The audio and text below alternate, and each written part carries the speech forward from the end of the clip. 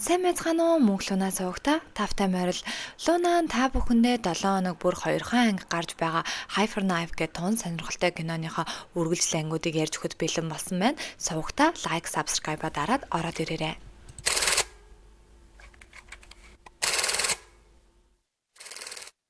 Сэвг ажил руугаа явж байхад нь нэг гоё машин ирснэ. Уучлаарай, их сургуулийн эмнэлэг хаана байдаг вэ гэсэн Сэвг түнэн зааж өгсөн. Тэгээд ажил дээрээ очисон нөгөө зам асуусан хүн нь багшийг нь тэрвэрээд сүйд болж ин багш нь ч өмнө нь инээж байгаагүйгээрээ инээж байгааг харсан Сэвг гайхаа зогсчидл хамт ажилдаг хаа эмч нь ирснэ. Багш үнэхээр сайхан ааштай багш үг нь багшийн найз ирсэн болохоор гэсэн Сэвг аа л гин. Ажлаа тараад явж байсан Сэвгтэй хамт ажилладаг совилогч эгч нь таарснаа. Чүү профессор маргааш их мэс заалтаа үнэхээр их санарч байгаа бололтой. Учир нь найздаа хийжтэй гэсэн Сэвг сонсноо. Надад маргаашийн хуваар дээр ямар ч мэс заалтал байгаагүй штэ гэсэн. Чи орохгүй мэлхүү дээ хаа эмчийг л аваад орох байлгүй гээд л хэлнэ. Тэгсэн түүнийг сонссон Сэвг шууд л хаа эмч дээр очсноо. Би энэ мэс заатлыг хийн гэд түүнийг зогсоочно. Юу ч болоогүй юм шиг мэс заслын өрөөлөө орж ирсэн Сэвгийг харсан Чүү профессор үнэхээр их гайхна. Тэгсэн Сэвг хаа эмчийн гидсэн өвдөд оронд нь намайг орооч гэд гуйлаа гэд манай хэд мэс заслаа эхэлцгэн. Ингээ Чүү профессор надаа мэс аваад өгөө гэхэд Сэвг Чүү профессорын гарыг зүсчин. Ингээ Чүү профессор яах ч аргагүй мэс заслын өрөөнөөс гарахаар болоход нь Сэвг сандаа савуулдгүй эмчээ би таны найзыг аврах болно гэд мэс заслаа тунгаан амжилттай дуусгана. Тэгээд Чүү профессорын өрөөнд орж ирснээр хагалгын амжилттай болсон. Эмчээ би таны юу бодож байгааг мэдчихээн. Яагаад хаа хэмжээг хажуудаа авсныг гэснээр муухай жуумалдаж инээснэ. Хэрвээ хаа хэмжээг хажуудаа авчвал таны юу хийж байгааг тэр тэнэг мэдэхгүй. Харин намайг хажуудаа авчвал би мэдчих болохоор намайг сонгоогүй үсттэй. Таны карьерт чинь тийм зүйл муугаар нөлөөлнө. Тийм болохоор би найзаа чи аварсан гэл инээн. Үүнийг сонсон Чүү профессор өгөөсгөж байгаад тун ууртай гараа явна. Одоо үед хоолны газрын танхаа амьтны цогцыг буулж байсан Сэвг дээр Чүү профессор ирснэ. Гэрэл тусгаж өгвөл чи яагаад ийм зүйл хийгээд байгаа юм? Чиний карьерийг чинь би өөрчлөөд үгүй. Битгий ийм зүйл хий, миний мэс заслыг хийгээд өгчих гэсэн. Сэвг үгүй дээ би таны мэс заслыг хийхгүй. Надад энд байхад сайхан байна гин. Энэ үед нь Чүү профессорын утсан дураад Чүү профессор за чи хийж байгаа юм үргэлжлүүл би явлаа гэд явна. Маргааш нь дүүтэйгээ хамт нөгөө хоолны газар нь хоол идээ сууж хат нь 2 цагтаа ирснэ. Сайн байна уу эмээ санчаа? Та нөгөө танхаа амтныг санаж гинөө? Тэр харин алга болчихсон. Таны харин болгоомжтой байгаарай гэж хэлгээд гисэн. Сэвг өө за ойлголоо. Би болгоомжтой байна гэснээр нүдэ анаал дүүдээ чи энэ гайхалтай амар амгаланг мэдэрч байна уу? Үнэхээр гоё гээл сууж байхад нь эмийн цангаас нь дуудуулаад яваад очисон хэсэг хүмүүс ирснэ. Сайн байна уу? Хяналтын газраас явж гинэ. Бидэнтэй хамтарч ажиллахыг хүсье гэд хамаг эмээ нухаж төнгөсөж байна. Сэвгтэй хамт мэс засал хийдэг хан эмчийн эмнэлэг нь хүртэл яг ижилхэн нөхцөл байдалд орсон. Ингээд Сэвг маань хан эмчтэй юу болоод байгааг хоорондоо ярилцсан. Эцсийн эцэст түүний эмийн сангийн ажиллах эрхийг 30 хоногоор хязгаарлагдсан. Ингээд уурсан Сэвг шууд Чүү профессор руу залгахад Чүү профессор би ярих нөхцөл байдалд биш байна. Чи надтай ярилцмаар байвал бусаа нэрээ гэд уцаад асалчихна. Шилдгийн шилдэг мэс засалж эмчийн шагнал гардуулах ёслол бусаа нь болох гэж байгаа ба. Энэ шагналын эзэн бол манай Чүү профессор. Ингээд Сэвг болон Сэвгийн дүү хоёр бусаа нэрчгсэн харагдана. Нойлд байсан эмэгтэйчүүд энэ амарцыг зохион байгуулж байгаа бизнесмен Япон эмэгтэйгийн хүн маш хүнд хорт хавдар дуссан гэсэн. Тэр хүүд нь хаалгыг хийж өгөх хэмж одоогоор олдоогүй гэж илээ гэд ярьж байхын манай Сэвг сонсчихно. Ингээд нөгөө Япон бизнесмен эмэгтэйгийн тухай мэдээллийг нэлээд хайж байснаа тэр эмэгтэйгийн буудал дээр очиод сайн байна уу? Та намайг санаж байгаа эсэхийг би мэдгүй байна. Гэхдээ танд тавих гайхалтай саналтай ирлээ гин. Ингээд юугүй өөрийнхөө мэс засал хийж байсан бичлэгийг тавьснаа. Энэ хүүхэд бол 19 настай. Танай хүүдээ яг ижилхэн онштой. Би энэ мэс заслыг 9 цагийн турш хийсэн. Гэхэд нөгөө эмэгтэй нь манай хүү чинь 13 настай. Энэ мэс заслыг давхгүй шүү дээ гэхэд би танай хүүд чинь 4 цагийн дотор энэ мэс заслыг хийгээд өгөө гин. Гэхэд нөгөө эмэгтэй нь үнэхээр итгэж ядаад үнэхээр гिजүүд чи тэгээд надаас юу хүсэж байна гэхэд нь Сэвг Чүү профессорын зургийг гаргаж өгснөө. Энэ эмчийг гутамшигтай байдалд оруулмаар байна гэхэд нөгөө нэг Япон эмэгтэй чинь шууд л Сэвгийг өрөөнөөсөө гаргана. Маргааш нь бол Сэвг Япон эмэгтэйгээс өөрийнх нь саналын хариуг сонсох гэтэл нөгөө эмэгтэй нь би чам шиг эмэгтэйд хүүхдээ даатгаж чадахгүй л гин. Ингээд хоол зогсож байсан Сеуг хаан эмч харснаа. Оройн нь Чү профессорт би Сеугийг өдөр харсан гин. Харин Чү профессор түүнийг тоосонгүй. Ингээд оройн нь хүлээн авалт болоод Япон эмэгтэй Чү профессорыг харснаа. Сайн мэн үү, удаан уулзалтаагүй мэн. Таны шавтай би нэрэн уулзсан. Тэр хүн ямар хүн бэ гэж асуухад нь Чү профессор тэнд байгаа хүмүүсүүдийг бодвол хамаагүй чадварлаг мундаг эмчээл гин. Тэгсэн Япон эмэгтэй Сеугийн тухай нөгөө нэг саналыг хэлэхдээ Чү профессор сонсож байснаа. Би чиний оронд байсан бол хүүдээ тэр эмчээр хаалгайг хэлгүүлнэ л гин. Үүнийг сонссон Япон эмэгтэй Сеуг дээр очиод одоо яг Япон явцгаая гэд. Харин Сеуг хан эмч рүү залгаад та Японд хүрээд ирээ, бид нар нэг ажил байна л гин. Манай хэд бөөндөө Япон хөдөлцгөөн. Хагалгаа эхлэхийн өмнөхөн Япон эмэгтэй Сеугээс миний хүүг аврахыг хүсье гэж хичээнгүлэн гуйна. Ингээд хагалгаа эхэлж байгаа ба Сеуг 13 настай хүүг 4 цагийн дотор маш хүнд хэмжээний тархины хорт хавдрыг авах ажилд орно.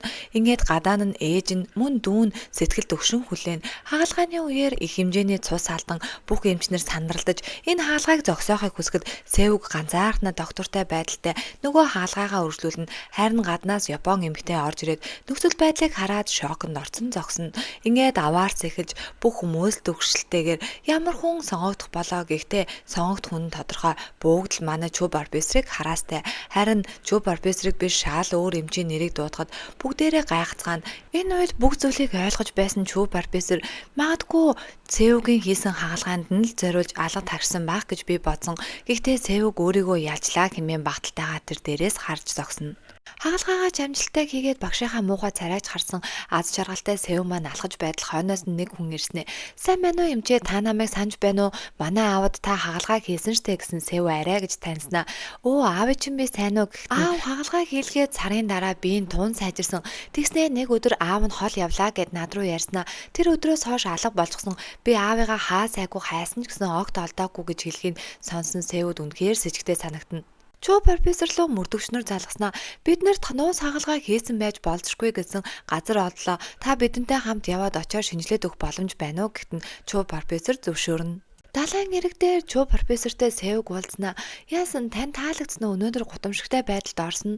Би тэр хагалгааг 3 цаг 45 минутын дотор дуусгасан гэхэд нь Чү профессор би анхнаасаа мэдэж байсан. Тэр Япон эмэгтэйч чамайг зөвлөсөн юм аа л гин. Тэгснээ Сеуг танай найз чинь нэрээ алга болсон байлээ. Та найзаагаа алчихсан юм уу? Хэрвээ та тухайн үедээ намайг алаад өг гэсэн бол би алаад өгөх байсан штэ. Миний хамаг ажил карьерийг устгах байн өөрөө алах шаардлага байсан юм уу гэж хэлэхэд нь Чү профессор энэ утгагүй яриаг нь сонсохгүй шууд уурлаад яваад өгнө. Нууц хаалгаа хийсэн байж болзошгүй гэсэн газар нь нөгөө сүм байна. Мөрдөгч очиод Чү профессор энэ тархины хагалгааг хийсэн байх боломжтой юу гэхэд нь Чү профессор харж байснаа харин л дээ гэд манай хоёрыг ярьж байхад нь нэг юм олдлоо гэж цагдаа нар дуудана. Тэгсэн сүмийн хажуухан талд нь цогцос газар доор болцсон байх ба нөгөө цогцыг ухаад гаргаад алийн нүүрэн хэсгийг харъя гэд онгойлгосон нөгөө совилогч эмэгтэй цогцос энийг харсан Чү профессор нэгийг бодсон бололтой. Чү профессор эмнэлэгдээр нэг сувилагчаа Сеугийг хаана байгааг асуухад нь нөгөө сувилагч нь би сайн мэдгүй байна. Өчтөр эмээгийнх руугаа яваад өвлийн хувцас аавна гэсэн.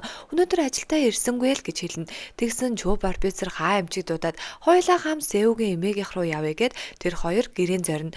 Сеуг хаалгаа тайлахад нь Чү профессор болон хаа эмчнэр тэд хамтдаа цайлж явахдаа Сеугийн нүрийг харснаа яачихсан юм бэ гэж асуухад нь Сеуг өө санамсаргүй унчихсан юм аа л гин. Үүнийг харсан Чү профессор хаа эмчиг эмийн сан яваад түнд түрхлэг аваад ирээ гэд түүнийг гаргана. Явсныхан дараа нь чи яагаад худлаа яриад байгаа юм? Чи бит хоёр бол нэг номны хоёр хавц шиг л гэсэн үг. Би чамайг юу бодож байгааг, юу худлаа ярьж байгааг мэдэж байна гин. Тэгснээ Сеуг сонсож байснаа уучлаарай эмчээ гэд 0 ороод шууд хаа эмч рүү заагаад чи яагаад багшийг аваад ирсэн? Бушуухан ирээд багшийг аваад яв гэд загнана. Ингээд гараад ирсэн Чү профессор өрөөнд байсангүй гайхаад гараад ирсэн Чү профессор нэг цогцны хажууд байна. Нөгөө цогц нь Сеугийн амбар дотор байж ах ба. Энэ бол аргагүй хамгаалт байсан. Намайг автобуснаас буугаад гэрлүүгөө орох гэж байхад нь энэ залуу гинт гарч ирснэ. Шууд л дайраад ороод ирсэн. Тэгээд намайг хүчирхийлэх гэж оролдоход нь би аргагүй хамгаалт хийж түүнтэй ноцолсон. Тэгээд би яах байсан юм бэ? Гэхдээ багш нь түн рүү харж байснаа. Чи тэгээд энэ залууг яах гэж байгаа юм бэ л гин. Тэгсэн Сеуг би харанхуй болохоор энэ залууг уул руу гаргаад хараад булчий даа гэж бодож байгаа гэхэд нь багш нь чи тэгээд ганцаараа чадах юм уу гэн тэгсэн сэвг маань хөөхөд толгой дохоостой. Ингээд багш нь хаа амжтай явхаар болоод багшийнхаа хэлсэн үгийг бодсноо гэв гэнт баярлаад багшаа би маргааш очноо маргааш уулзъя гээд л явуулна. Цөмнөр цогцос олдсон зургаар сэтгүүлчид цагдаа нар тэр хавь дэндүү их хөл хөдөлгөөнд орчихсон. Тэр бүхнийг хараад сууж байгаа Сэв маань үнэхээр их баяртай. Тэгсэн дүүн ихчээ таачан алзуурч аяа юу? Яалаараа гимт хэрэгтэн бэжиж гимт хэрэгийнхаа газар дээр ирдгийн гэсэн. Сэвг сонирхолтой л байртай гэх үедээ Чүү профессорыг энэ хэрэг дээр хамтарч ажиллаж байгаа гэдгийг олоод мэдчихнэ. Тэгээд танаа шавчин дуудулж гинэ гэд Чүү профессорыг дуудуулах үедээ цагдаагийн нохойтой тоглож явах ба надад ч бас нохой байгаа. Би нохоонд үнэхээр хайртай л гин. Тэгээд Чүү профессорт та яглаараа энд байдгийн. Танд хагалгаа хийж өгөхгүй гэсэн болохоор цагдаа нартай хамтарч байгаад энэ хэргийг илчлээд намайг барьж өгөхийг хүсэе юу? Надтай адилхан мэдтэй та найзаагаа алсан гэдгээ яагаад хүлээн зөвшөөрөхгүй байгаа юм? Би найзаа чинь заавал олох болно гэд уурлаад яваад өгнө. Маргааш нь найзынх нь хүүн иржгсэн аавын маань энэ газар харсан гэд над руу нэг хүн залгсан. Энэ галзуугийн эмнэлэг байсан байлээ. Гэхдээ энэ эмнэлэг одоогоор ажиллахгүй байгаа. Хоёулаа хамт очиод шалгасан дээр байхаа л гин. Харин энэ нь үнэхээр эргэлзээтэй. Совилогчийн биеийн задлан шинжилгээнд оруулна. Мөрдөгчийн дуслах нь энэ бүхний хойноос мөрдөн. Харин совилогчийн хувцснаас нь ямарваа нэгэн зүйл олдно. Оройн хоолнд мөрдөгчийн дуслах мөн Чүү профессор 3 хамт хоол идчих ба мөрдөгчийн дуслах нөгөө нэг эмэгтэйн хувцснаас нь нэг зүйл алдсан. Энэ ямар нэгэн амьтны үс бололтой л гин. Гэхдээ шинжилгээ нь өгчихсөн байгаа ямар амьтных гэдг нь одоогоор тодорхойгүй гэхэд Чүү профессор түүнийг сайн харна. Сэвг нөгөө алга болсон ахын хүүтэй хамт хаагдсан галзуугийн эмнэлэг дээр ирнэ. Тэдэнлөө мэдээлэл өгсөн хүн нь өмнө нь би энэ эмнэлэгт хамгаалагч хийдэг байсан. Танай аав чинь толгойнхоо ар талд маш том хагалгааны сорвтой мөн бидтэй. Би та нарт илүү мэдээлэл олж өгье гэд манай хэд нөгөө эмнэлэг рүү орно. Тэгсэн нөгөө хүн чинь тэгтээ тэр аавын нэг хүн эргэж ирдэг байсан гэдгсэн. Сэвг шууд л Чүү профессорын зургийг харуулснаа. Энэ хүн мөнөөл гин. Харин нөгөө хамгаалагч ах чинь би сайн санахгүй байна. Гэхдээ би аавыг нотлох илүү нотлохоо надаа байгаа. Хамт ажилдаг байсан хүнд маань танаа аавын зураг байх ёстой гэд нөгөө хүн рүүгээ залгасан нөгөөдг нь би уулан дээр явж гинэ гэхдээ орой гэртээ очиод зургийг нь явуулъя л гэд ингээд манай хэд хүлээхээр болно. Чүү профессорын туслах эмэгтэй задлан шинжилгээний эмчтэй хамт хоолнд ороод юм уугаад инээлдээ сууж ин. Тэгсэн Чүү профессор залгаад юу болж байгааг нь асуухад нь битгий санаа цаваа би задлангийн эмчийн амын хангалттай сайн тагласан гин. Харин Чүү профессорын санаа намарсан харагдана. Арай болж нөгөө зураг явуулна гэсэн хүн нь байхгүй. Тэгсэн алга олсон ахын хүн чи биднэрт худлаа ярьлаа гэд нөгөө хамгаалагч ах руу дайраад тэр ахыг дүлгээд унгаачихсан чинь баахан шилнүүд гартан зогтчихно. Харин Сэвг тэр гарыг нь цэвэрлэх гэж байгаад бэлийг нь онгойлгосон нөгөө алга олсон ахын үнтэй бүгж нь байна. Энэ үед нөгөө хамгаалагч ах чинь тэр ахын бүгжийг аваа зүүжгсэн. Намайг уучлаарай би салгаж чадахгүй байсан гэд уйлсан. Энэ хоёрыг яриаг сонссон ахын хүү шууд л нөгөө хамгаалагч ах руу дайраад бүгжээ авах гээд ноцолдож байна.